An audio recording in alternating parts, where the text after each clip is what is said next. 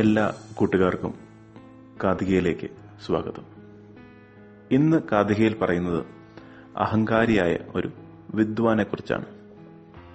വളരെ പഠിപ്പും അറിവുമുള്ള ഒരു ആളാണ് നമ്മൾ ഈ പറയുന്ന വിദ്വാൻ. തനിക്കെല്ലാം അറിയാം, താനാണ് ഈ ലോകത്തെ ഏറ്റവും വലുത് എന്ന് അദ്ദേഹം എപ്പോഴും കരുതിയിരുന്നു. പുതിയൊരു സ്ഥലത്തേക്ക് ജോലിക്കായി അദ്ദേഹം പോവുകയായിരുന്നു. ആ സ്ഥലത്തേക്ക് എത്തണമെങ്കിൽ ഒരു പുഴ കടക്കണമായിരുന്നു. പുഴ കടക്കണമെങ്കിൽ എന്തു വേണം? ഒരു വഞ്ചി വേണം, അല്ലേ? ചെറിയ ബോട്ട് വേണം. ആ ബോട്ടും കാത്ത് അദ്ദേഹം അവിടെ നിന്നു. നല്ല ഭംഗിയുള്ള ഒരു സ്ഥലമായിരുന്നത്. പുഴ നിറച്ച് വെള്ളം, ചുറ്റവും നല്ല പച്ചപ്പുള്ള സ്ഥലം. അപ്പോഴാണ് അതുവഴി വള്ളം വന്നത്. വള്ളം വന്നു കഴിഞ്ഞപ്പോൾ നമ്മുടെ വിദ്വാൻ വള്ളത്തിൽ കയറിയിരുന്നു. വള്ളത്തിൽ രണ്ടുപേരെ ഉള്ളായിരുന്നു, നമ്മുടെ വിദ്വാനും വള്ളം തുഴയുന്ന ആളും. അങ്ങനെ വള്ളം പയ്യെ അക്കരയ്ക്ക് നീങ്ങി തുടങ്ങി.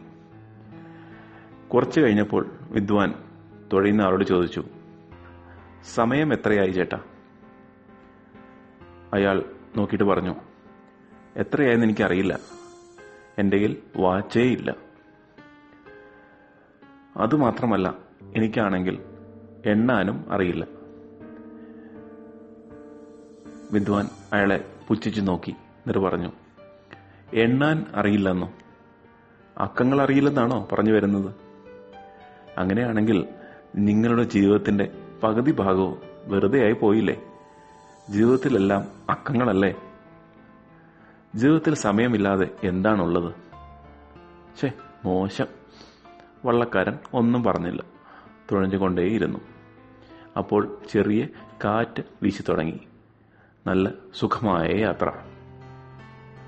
കുറച്ചു കഴിഞ്ഞപ്പോൾ നമ്മുടെ വിദ്വാൻ പറഞ്ഞു, വെറുതെ ഇരുന്ന് മടുത്തു, ഇവിടെ എന്തെങ്കിലും പത്രം വല്ലതും ഉണ്ടോ ഒന്ന് വായിക്കാൻ? അപ്പോൾ വള്ളക്കാരൻ പറഞ്ഞു, പത്രമോ? ഞാൻ സ്കൂളിൽ പോലും പോയിട്ടില്ല.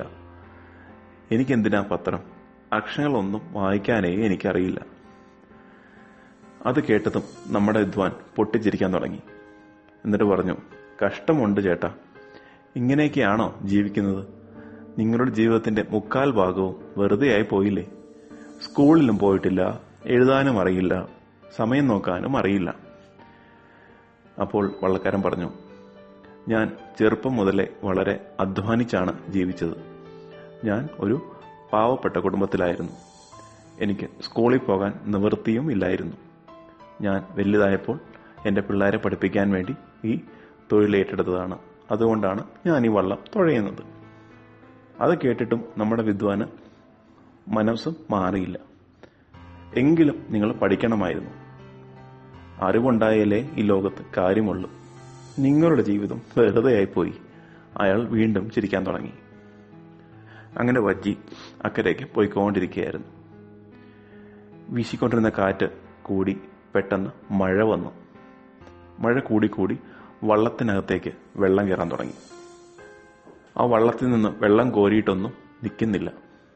അപ്പോൾ ആ വള്ളക്കാരൻ ആ വിദ്വാനോട് ചോദിച്ചു, വിദ്വാനെ, നിങ്ങൾക്ക് നീന്താൻ അറിയാമോ? വിദ്വാൻ പറഞ്ഞു, എനിക്കതൊന്നും അറിയില്ല, അതൊന്നും പഠിക്കേണ്ട ആവശ്യമേ ഇല്ല. വള്ളക്കാരൻ ആ വള്ളത്തിന് മുകളിൽ കയറുന്നിട്ട് പറഞ്ഞു, നീന്തൽ അറിയില്ലെന്നോ? ഈ വള്ളം ഇപ്പോൾ മുങ്ങും. നീന്തൽ അറിയാമെങ്കിൽ എടുത്തു ചാടിക്കും, ഇല്ലെങ്കിൽ നിങ്ങളുടെ ജീവിതം മുഴുവനും പാഴായി എന്ന് പറയുകയും വള്ളക്കാരൻ വെള്ളത്തിലേക്ക് എടുത്ത് ചാടുകയും ചെയ്തു. അത് കേട്ടതും വിദ്വാൻ പകച്ചിരുന്നു. വെള്ളം ആ വള്ളത്തിലേക്ക് കയറി വള്ളം മുങ്ങിപ്പോവുകയും ചെയ്തു. ഈ കഥയിൽ നിന്ന് നമ്മൾ മനസ്സിലാക്കുന്നത്, അറിവുണ്ടാകുന്നതൊക്കെ നല്ലത്, പക്ഷെ ഒരിക്കലും അഹങ്കരിക്കരുത്. മറ്റുള്ളവരെ പുച്ഛിക്കുകയോ കുറ്റം പറയുകയോ അല്ല വേണ്ടത്. നമുക്ക് സ്കൂളിൽ പോയി പഠിക്കാനും എല്ലാം നമുക്ക് സാഹചര്യം ഉണ്ടായി എന്ന് വരും. അതെല്ലാവർക്കും ഉണ്ടായി എന്ന് വരില്ല. പഠിപ്പിനപ്പുറവും കാര്യങ്ങളുണ്ട് എന്നാണ് ഈ കഥ നമ്മളെ പഠിപ്പിക്കുന്നത്. മറ്റൊരു കഥയുമായി കാതിക. നന്ദി, നമസ്കാരം.